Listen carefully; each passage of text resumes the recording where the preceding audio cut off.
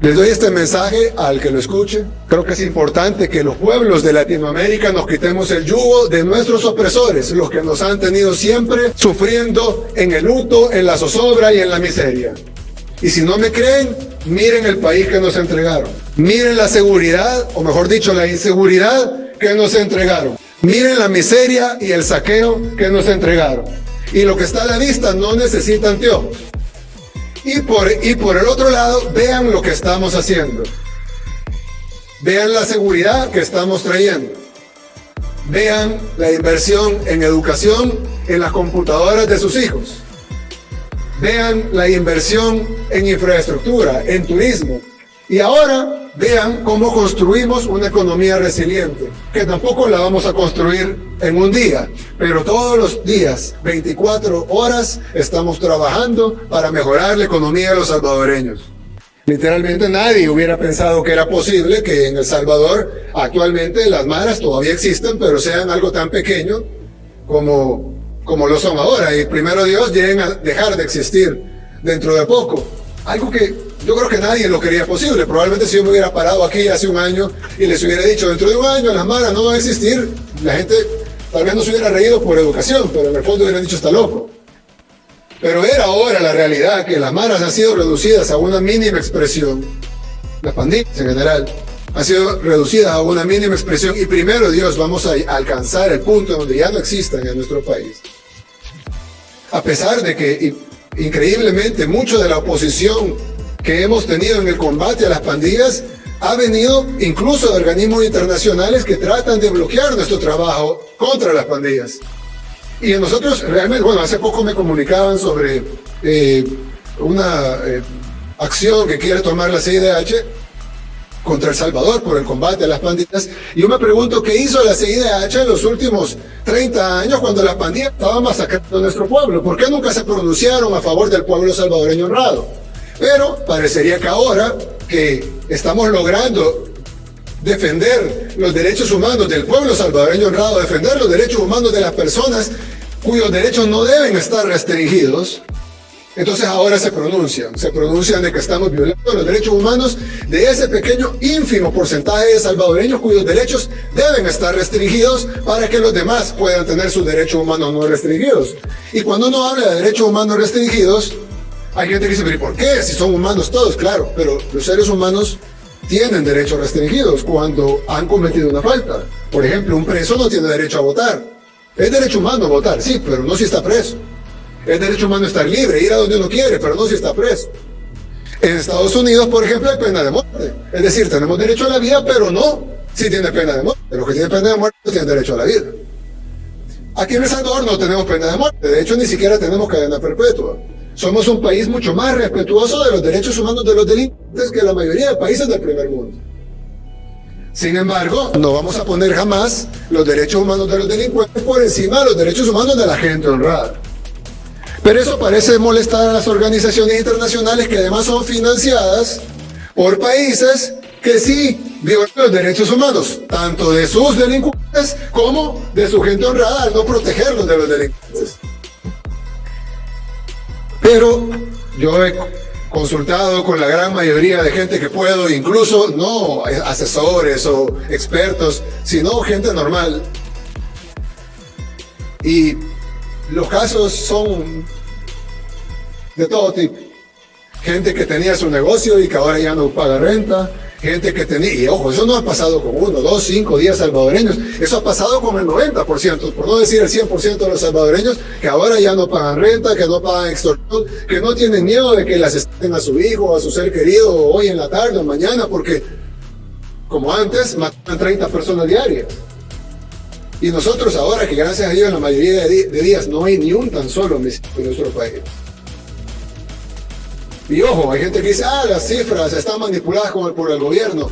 ¿Cómo pudiéramos manipular las cifras si antes los cadáveres estaban en la calle?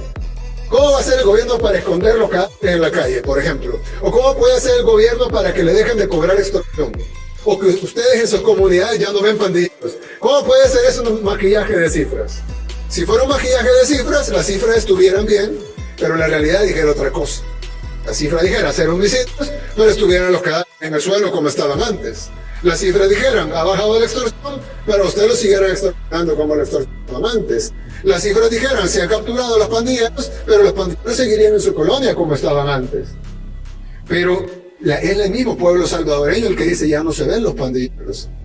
Es el mismo pueblo salvadoreño el que dice, yo antes iba a la comunidad y tenía que pedir permiso para entrar, hoy ya no pido permiso para entrar. Es el mismo pueblo salvadoreño el que dice, mis hijos ahora pueden salir y yo ya no tengo miedo de que les pase algo. Pueden usar la cancha de la comunidad sin miedo a que les pase algo. Pueden ir a la escuela sin miedo a que les pase algo. ¿Y eso cómo pudiéramos maquillarlo? Si han hecho encuestas tras encuestas, no nosotros, la oposición. La misma oposición hace encuestas y le pregunta a la gente, ¿usted está de acuerdo con el régimen de excepción? Sí. Pero usted está de acuerdo con el gobierno, o sea, hace todavía las preguntas más tendenciosas posibles y aún así le sale que sí. Y entonces yo pregunto, si esto beneficia tanto a la población, es un cambio de vida total. No solo es el tema de la delincuencia, que probablemente es un tema importantísimo, obviamente, perdón, es un tema importantísimo, sino que es un cambio de vida total. Es una perspectiva diferente.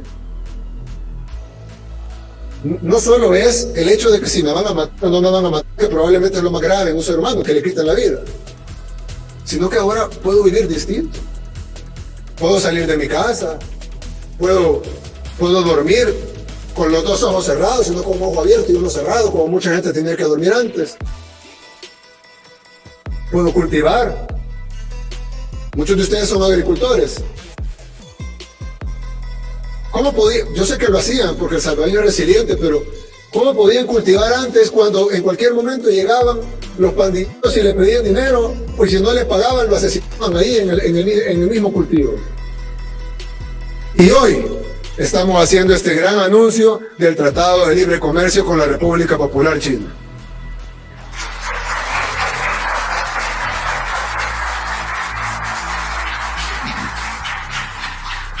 Y lo hicimos acá, porque podemos haber hecho en un salón más bonito o algo. No es que esté feo aquí, pues, pero podemos haber hecho en un salón más bonito, en casa presidencial o algo.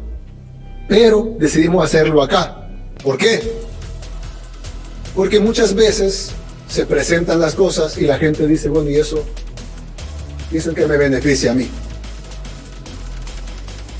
Y no tiene nada de malo, pues los salones son importantes a veces y son necesarios para el protocolo y ese tipo de cosas. Pero acá hay una muestra de la solidaridad de la República Popular China con El Salvador. Y es que aquí detrás de nosotros tenemos 930 toneladas de harina de trigo y 1.450 toneladas de fertilizante. Como todos ustedes saben, el conflicto en Ucrania y las sanciones a Rusia han generado, sumado a la crisis de cadena de suministros que había antes, a la crisis de inflación que había antes y sumado a los efectos de la pandemia, entonces al sumar todo junto y de las medidas que se tomaron para la pandemia, y cuando uno va sumando todo, generaron la crisis económica que tenemos ahora, que no estoy hablando de El Salvador, estoy hablando del mundo. De hecho, El Salvador, el caso de la inflación que nos ha golpeado también, El Salvador tiene la segunda inflación más baja de Centroamérica. Solo nos gana Panamá, pero tenemos inflación más baja que Guatemala, inflación más baja que Honduras, inflación más baja que Nicaragua, inflación más baja que Costa Rica. Porque la crisis es mundial, pero acá podemos trabajar para tratar de mitigar los efectos de la crisis. Por eso es que, si ustedes han visto cuando pasan por una gasolinera, se congeló el precio de la gasolina desde febrero de este año. Y a pesar que el galón debe haber llegado a casi $7, no pasó en El Salvador. Pasó en otros países vecinos y en otros países en el mundo. Bueno, en otros países mucho más que eso, hasta arriba de $10, como el caso de algunos países de Europa. Pero no en El Salvador, porque se congeló el precio de la gasolina. También se congeló el precio del gas propano, que es un producto que usan muchos salvadoreños. También el combustible, no solo la gasolina, sino también el diésel, que no solo beneficia a los que tienen vehículos. La gente dice, no, pero eso beneficia a los que tienen vehículos.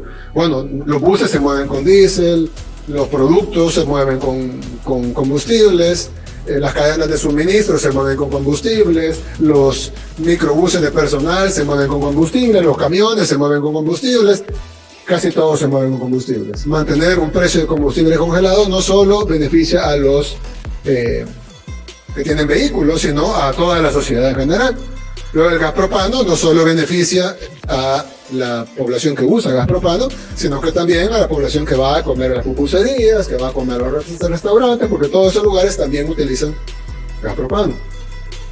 Y en ese momento, se tomaron 11 medidas para tratar de paliar un poco la inflación. Se quitaron aranceles, etc. Sin embargo, no ha sido suficiente y los impactos globales de esta crisis económica pues siguen golpeando al mundo y por ende nos siguen golpeando a nosotros. Así que, como parte de este apoyo, China ha decidido donarnos 930 toneladas de harina de trigo que serán distribuidas en decenas de miles de paquetes para los panaderos de nuestro país. No estamos hablando de los mega empresas de panaderos, sino de los panaderos pequeños que son, creo que más o menos como 14,000. Son 14,000 panaderías pequeñas que hay en nuestro país. Todas ellas van a recibir un apoyo de harina de trigo para mitigar un poco los impactos de los costos que se les han subido por la crisis económica mundial.